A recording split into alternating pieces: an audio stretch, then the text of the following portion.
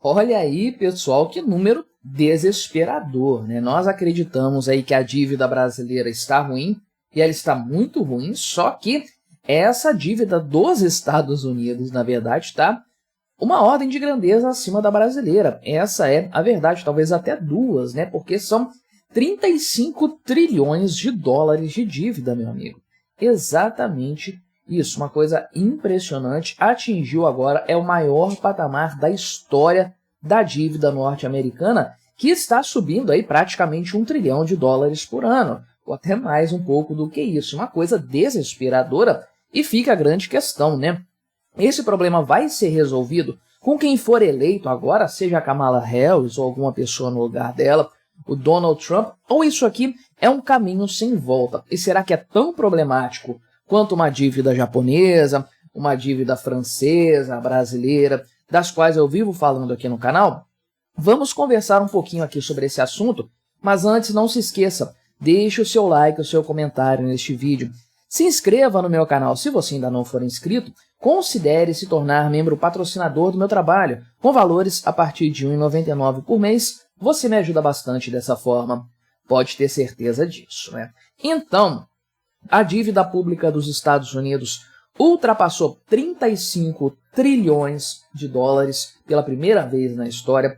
Faça as contas, isso aí vai dar o quê? Uns 180, 190 trilhões de reais, mais ou menos isso, né?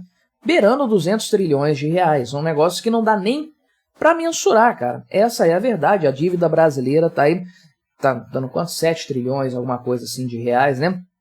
Conforme eu falei, ordens de grandeza menor do que a dívida do governo norte-americano. Então, o Tesouro divulgou esses dados ontem, segunda-feira, estou gravando este vídeo na terça, dia 30, e olha só que coisa escabrosa, o quanto isso aqui é uma bola de neve completamente descontrolada. 7 meses atrás, ou seja, no final de dezembro de 2023, a dívida dos Estados Unidos bateu 34 trilhões, ou seja, bastou 7 meses para que a dívida saltasse 1 trilhão de dólares. É uma coisa assim absurda, né? Sendo que 3 meses antes, né, ali então setembro, mais ou menos de 2023, a dívida chegou a 33 trilhões de dólares, né? Então, estamos falando de um aumento de 2 trilhões em menos de um ano. Esse é o ritmo em que a dívida norte-americana está crescendo, que é uma coisa completamente insustentável. Obviamente, isso aqui é um problema sério do ponto de vista estrutural para os Estados Unidos, não tem como ser diferente. É um problema para quem assumir o mandato agora.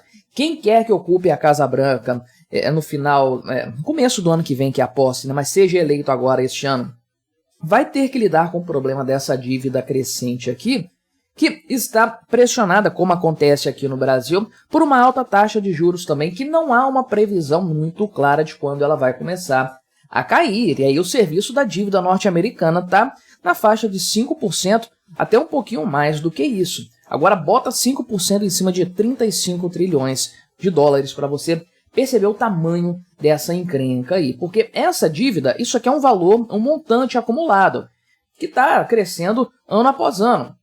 Essa é a verdade, né? Esse é o grande ponto a respeito aí da dívida dos Estados Unidos, como de qualquer outra. O estoque dessa dívida que o pessoal chama, esse montante aí, né? Então, é uma coisa assim, um valor em si assustador, mas a falta de previsão de resolução para esse cenário é ainda pior. O que o governo vai fazer? Vai cortar gastos? Que presidente vai entrar agora cortando gastos? Porque se a dívida está subindo 1 trilhão em menos de um ano, 6 meses, 7 meses, quanto de custo da máquina estatal tem que ser cortado para equilibrar isso aí? Não há corte possível para fazer essa conta bater, essa conta fechar e estagnar a dívida no patamar que ela está, para que não haja nenhum comprometimento de longo prazo para a capacidade dos Estados Unidos de assegurar o pagamento, a solvência desse valor todo, dessa conta toda aí, né? E o pior disso é analisar quanto que isso representa por pessoa, né? Na verdade, estamos falando aqui, olha só o histórico da evolução dessa dívida, né? Durante o mandato do Donald Trump, a dívida aumentou 8,4 trilhões de dólares, muito disso por conta da pandemia, né? Na verdade, metade disso aí aumentou por causa da pandemia de forma específica. Lembrando que o Trump saiu no meio da pandemia. Aí veio o Biden, piorou o que já estava ruim, né? Então, de lá para cá, olha só, o Trump saiu com 27,7 trilhões de dólares da presidência, o Biden vai sair com mais de 35. Provavelmente aí, redondinho, 8 trilhões de dólares de piora, mais ou menos aqui, a mesma coisa do Donald Trump, portanto, né? Então lá atrás, no começo, a taxa de juros estava menor no começo do mandato do Biden, agora subiu bastante aí, e dividindo pela população norte-americana, estamos falando de mais de 100 mil dólares por pessoa.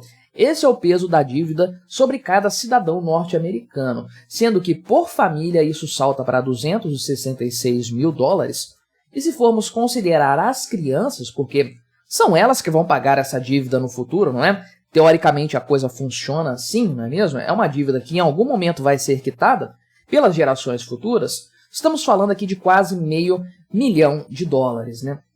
Por criança. Uma coisa assim completamente absurda. E aí o crescimento da dívida dos Estados Unidos está na ordem de 74 mil dólares por segundo. A cada segundo, olha aí, a gente está gravando, eu estou gravando esse vídeo aqui, tem mais de 6 minutos, a dívida já subiu um tantão enquanto a gente está aqui conversando, né? E não tem definitivamente nenhum indício de que isso aí vai melhorar, de que as coisas vão se equilibrar em algum momento, de que vai ter uma estabilidade dessa dívida aí. Obviamente, né, o FMI aqui falou que os déficits do governo norte-americano são crônicos, ou seja, isso não vai mudar. Não tem como retroceder em algumas áreas, nenhum presidente vai fazer isso. O Trump não vai resolver isso aqui. Olha o que eu falei, em um ano aqui, o pessoal colocou mais de 2 trilhões de dólares que a dívida aumentou. Para equilibrar essa conta, teria que se cortar 2 trilhões de dólares do orçamento do governo, né? Isso aqui é mais do que o PIB do Brasil, eu acho, ou mais ou menos o PIB do Brasil, só de corte no orçamento. E de onde que isso aqui vai sair? Da defesa? Da promoção de políticas públicas? Não tem de onde cortar essa grana, essa é a verdade, a dívida tende a crescer. Agora, a dívida norte-americana tem uma peculiaridade, da qual aí, uma característica da qual a dívida brasileira, argentina, japonesa não desfrutam, né? A dívida norte-americana é em dólares, a moeda mais forte do mundo. Então, esse endividamento aqui não necessariamente significa impressão de moeda. No caso brasileiro, no caso argentino, sem dúvida significa dinheiro sendo impresso do nada para custear essa dívida aí, porque não tem dinheiro, não tem base monetária disponível no mercado para comprar a dívida toda do governo. Essa dívida aqui dos Estados Unidos também não é custeada integralmente pelo mercado, mas isso é mais provável de acontecer. Primeiro, não tem 35 trilhões de dólares por aí, somando tudo que está disponível de dólares. A base monetária é menor do que isso aqui. Então não tem nem dinheiro para cobrir essa dívida no primeiro momento, o que obviamente significa que há um aumento aqui, uma distorção da base monetária, sem dúvidas. Só que existe um fenômeno aliado a isso aqui também, que é o tal do dólar milkshake. Os Estados Unidos, de canudinho, chupam os dólares ao redor do mundo, né? Então tem dólar espalhado para tudo quanto é canto, investimentos privados, investidores reservando isso de alguma forma, até mesmo governos, bancos centrais, mantendo seus estoques de dólar, é a moeda de reserva para a maior parte, se não a totalidade do mundo. O que acontece? Você tem uma dívida pública que exige, que demanda mais dinheiro para ser sustentada. A taxa de juros está muito interessante, 5% ao ano, 5,25% ao ano, na moeda mais forte do mundo. Aqui no Brasil você tem o dobro dessa taxa com o real. Com o real, uma moeda que está perdendo valor frente ao dólar. O dólar vale 5, quase 6 vezes mais do que o real e a taxa de juros é 2 vezes menor. É uma conta que obviamente favorece o investimento no tesouro norte-americano. Ou seja, a demanda por esses títulos é muito alta. Então os dólares migram de várias partes do mundo para ir para os cofres do governo norte-americano e a coisa começar a circular de novo a partir daí. De sorte que eu não acho impossível 2 trilhões de dólares de crescimento da dívida norte-americana serem custeados por dinheiro sugado de outras partes do mundo.